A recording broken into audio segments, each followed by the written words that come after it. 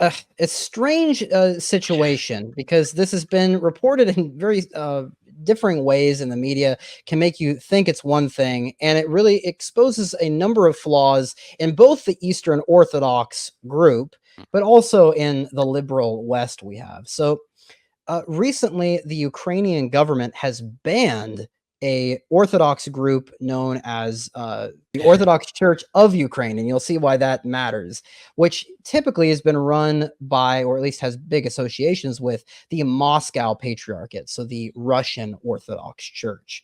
So this used to represent a very large amount of the Orthodox community in Ukraine. Ukraine is still a majority Orthodox nation, and people have been wondering, well, outside of the obvious, well, how, of course, the Ukrainians are going to want Russian influence in their country.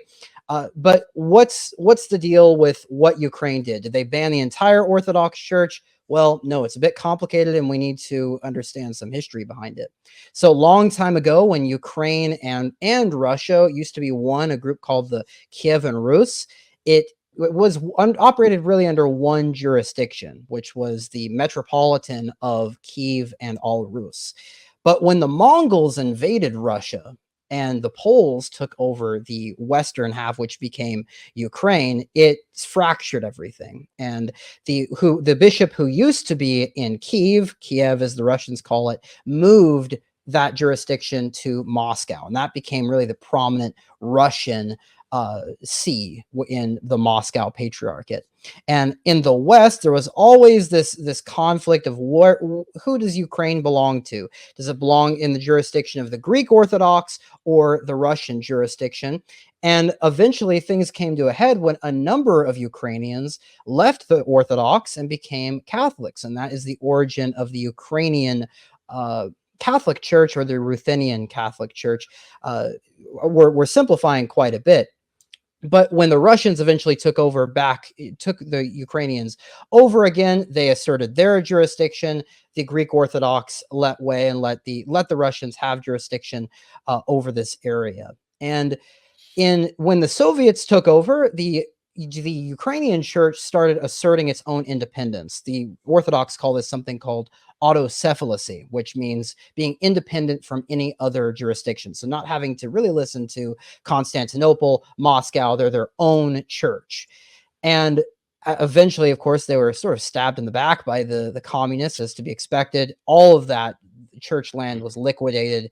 The Orthodox Church in the nation practically became non-existent. But when the Soviet Union was dissolved, we got this nightmarish situation where 3 separate Ukrainian churches emerged. You had one which was operated under the Russians, which is the church we referenced at the beginning, the Orthodox Church of Ukraine. Then you had the autocephalous Ukrainian Church, which had very close ties to the Greek Orthodox. And then you had one schismatic group called the Ukrainian Orthodox Church Kiev Patriarchate. So a nightmare. Well, some of our readers might know, because this was talked about in Catholic Family News and was talked about extensively in just Christian news. In 2018, the Greek Orthodox, the Ecumenical Patriarchate, made it so that the schismatic group, the Kiev Patriarchate, and the Ukrainian Orthodox Church united, and they became their own group, and they practically set aside the Russian-Ukrainian group. What this did is it created a schism between Moscow and Constantinople, and that remains to this day. That's why when we say Eastern Orthodox Church, it's not quite accurate. There's multiple different churches that are not in communion with each other. This created a lot of conflict. You had Russian Orthodox churches rebaptizing people if they were baptized in Greek Orthodox affiliated Ukrainian churches, and it created a major conflict. However, before this conflict in Ukraine that we have now between Russia and Ukraine, the Russian operated group under the Moscow Patriarchate was the majority Orthodox church in Ukraine. After the war, they've gotten extremely persecuted by the government. To some extent, it's to be expected. You've had churches being stolen practically, people being sent to the wolves when it comes to basically abandoned by the government, uh, and the Orthodox Church that was operating under the Moscow Patriarchate was forced to distance itself from the Moscow Patriarchate, practically erasing any reason for its justification for existing. So this has now come to a head. The Ukrainians have effectively banned going to that group, what used to be the Moscow operated largest Orthodox church in its country.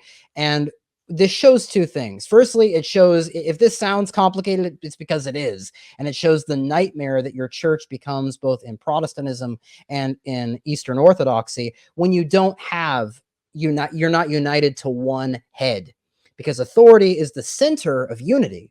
And if you don't have a united authority, you're always going to be disunited. And it does come down to doctrine as well. I mentioned the rebaptism controversy. Do you rebaptize converts or do you not? That's a huge deal. Both of the churches disagree with each other in the Eastern Orthodox communion. But it also emphasizes one other point I'd like to make, which is that the West claims to be for democracy, it claims to be for freedom, but when it gets stressed just a little bit with a war, or a lot in the case of this war, it gets stressed, they show their true colors, which is they're not actually for religious freedom or freedom of any kinds. They're for, really, at the end of the day, asserting their values, asserting their power upon every group in their nation, and making sure that they stay in power as well. So it shows those two things. Hypocrisy on both the Eastern Orthodox. The grass is not greener on that side. You actually lose a lot when you get rid of the papacy. And it shows the extreme hypocrisy of these Western oligarchs in all of these Western countries. And we shouldn't be surprised. The church and the popes have been telling us this since the age of liberty reared its ugly head, that these promises don't listen to their siren call, that religious liberty isn't going to mean real liberty, more freedom for the church. It is really a trap. And they've been warning against this trap. Leo the 13th, Pius the 10th, Pius the 11th, even Pius the 12th. And, lo and behold, they have an example of their own hypocrisy exposed. They have to support Ukraine because they support Western democratic ideas of freedom, and they don't. And again, although it's not happening against Catholics so much, the persecution there, it is exposing sort of this lie. So we shouldn't be surprised. The popes warned us about this. Yeah, for sure. And lest any of our audience thinks that well, this shows how the Russians are in the right. Just, it shows the superiority of the Russians and their claims. I do want to mention one more thing. Now, some of our readers might be thinking this because of a recent statement that Russia put out, which was saying they are offering a safe haven for people trying to escape Western liberal ideals. So they're offering a 3-month beginner visa, and presumably that'll expand as well if somebody takes them up on the offer. Where if you say that you are afraid of the values promoted by the West in their neoliberal ideals like LGBT, etc., they'll let you come into their country and have this visa.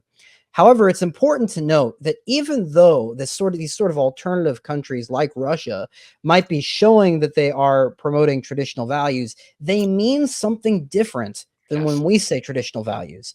A great example of this is that Vladimir Putin recently pulled a John Paul II. He kissed the Quran openly in front of a large audience, kissed the Quran. They've said this in their rhetoric frequently. For them, traditional values means Islam. It means a broad swath of people, whether it means Eastern Orthodox, Catholic, anybody. It's still liberalism. It's just a different flavor of liberalism. And people have to be aware that you're not going to find any sort of resolution to this conflict right now in any of these princes of the world. All of the princes of the world have problems with them. They're all corrupted by ideologies that are foreign to the Catholic faith, and we need to preach the faith boldly and not look for some solution in any of these characters, because we won't find it. There's no solution there. So everybody involved in this whole situation is at fault to some extent. It will only be resolved through Our Lady of Fatima's promise, consecrating Russia to the Immaculate Heart in union with the bishops of the whole world correctly, And once that's done, I have faith that we'll see some resolution in Russia, who hopefully will spread that peace to the whole world. Absolutely. We have Our Lady's word on it. So we pray for that day.